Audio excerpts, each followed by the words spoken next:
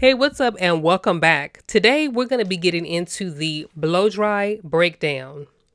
So I know that this portion of the service, I should say, is probably one of those little minor things that many of you may feel like we don't need to go over. However, I would just advise you just to keep an open mind and go through the module because again, I'm showing you everything that I do from the beginning to the end.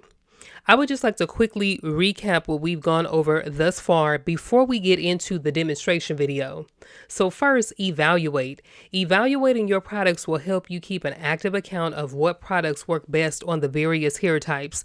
You guys are going to find now that you're starting to offer the Infinity Ponytail service that you'll have a variety of clients coming in to get their hair done. And of course, with that comes a variety of hair types. So we just want to make sure that we are keeping a constant track of what products work best on certain hair types, and of course, what products we should stay away from for certain hair types. The next thing is clean hair. So clean hair is the best hair to perform a service on. And then lastly, water is key. So when in doubt at the shampoo bowl, just rinse, and rinse some more. So before we check out the video, here are the 5 key points for the blow dry breakdown. Number 1, use a leave-in conditioner. This style requires a lot of hair manipulation, so we want to make sure that we use a leave-in conditioner. The second thing is to blow dry. So we want to use the blow dryer to break down the hair. Now, when I say break down the hair, I don't mean in the sense of silking it out like as if you are pressing it with a flat iron or pressing comb. I mean that you are drying the hair from the roots to the ends and making sure that you're getting it as smooth as possible during the blow dry service. The third thing is dryer time. So we want to be sure that the client's scalp is dry. So we want to make sure that we put them under the dryer just to ensure that the hair around the ears and in the nape area is totally dry. Number 4, section. So section the hair for control if you need to.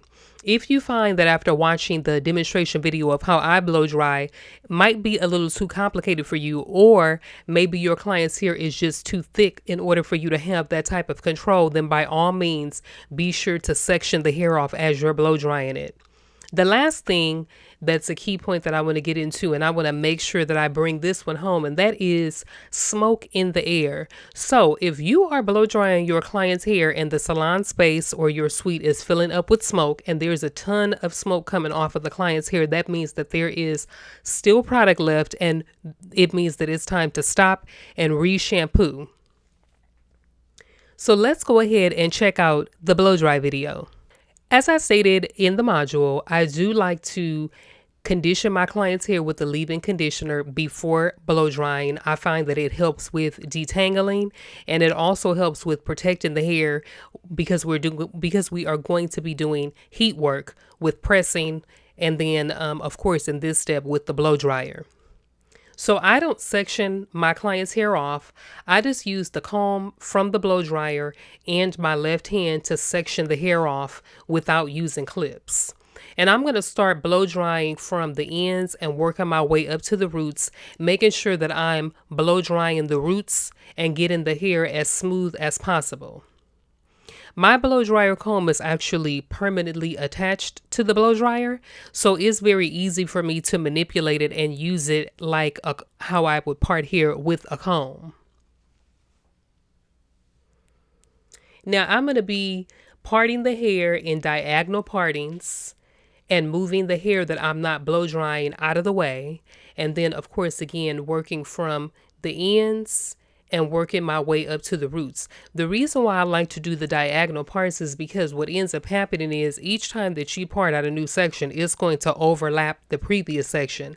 So instead of me just focusing on one area and continuing to blow dry and potentially using too much heat on the hair, moving around and blow drying in these type of partings and sections gives me the ability to blow dry without using too much heat on the hair. Another thing that a trick that I do is when the left hand that I'm continuously using to hold the hair, what it's doing is this acting as a temperature gauge for me. So if my hand gets too hot, I know that it's time to move the blow dryer, or if I feel like the hair is too hot in my hand, I know that it's time to move on to a new section. So again, I'm just blow drying from the roots and working my way down to the ends. I, of course, detangle the ends first.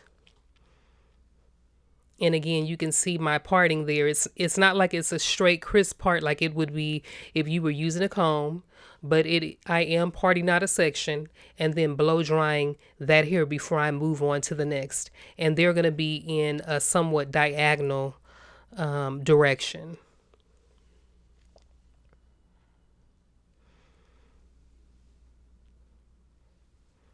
And then another thing that my left hand is doing that I forgot to mention is also protecting the client's neck and ears. So when I go up underneath, sometimes it's hard to gauge because you can have a client that has a really low hairline on the nape area. And so when you're trying to blow dry that part and you're putting the blow dryer in, it's kind of hard to tell if the comb is touching the client's neck or not. And of course, if it is, the comb does get hot.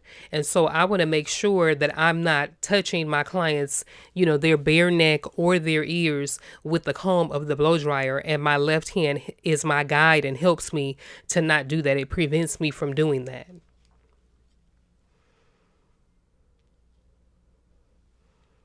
So again, I'm constantly holding the hair and constantly touching the hair as I'm blow drying it because I want to make sure that it's not getting too hot and that I'm not getting my client's scalp too hot.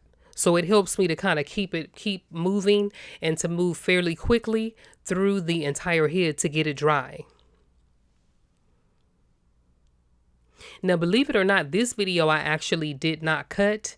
I didn't need to because it doesn't take me that long to blow dry. The blow dryer that I'm using is by FHI, and it's a pretty high powered blow dryer. You actually can switch it to Ionic heat if you want to, and that actually dries it even faster.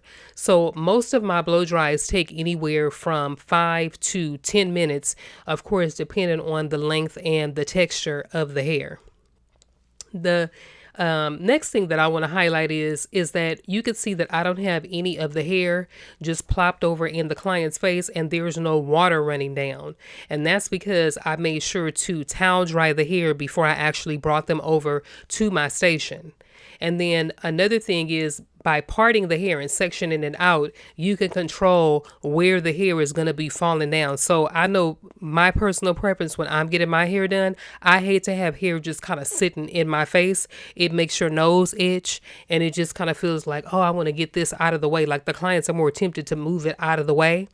And so I just never put it in their face to begin with.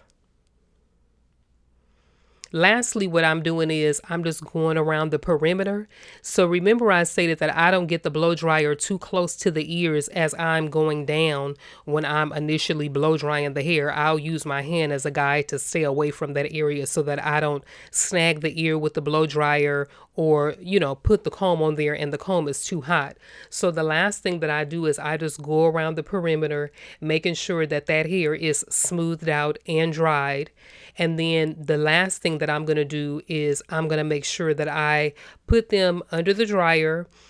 I want to say from anywhere from 2 to 5 minutes. And of course, everything is based on how thick and how long the client's hair is, but that's generally about how long it takes. And all that does is just give me a chance to set up my station for the next step and to make sure that the client's, skin is dry, their scalp around the ears and the nape. So that sums up the blow dry video. Let's go ahead and go over a quick recap. First, blow dry. This style is meant to be as sleek as possible and blow drying aids in that process. Next, use a leave-in conditioner. Leave-in conditioner is the next phase in protection of the hair. And then lastly, smoke means to stop. So remember, if your client's hair is filling the salon space with smoke, we want to make sure that we stop and rewash our client's hair. For our action steps for this particular module, we're going to be evaluating our leave-in conditioner and the technique that you currently use to blow dry your client's hair.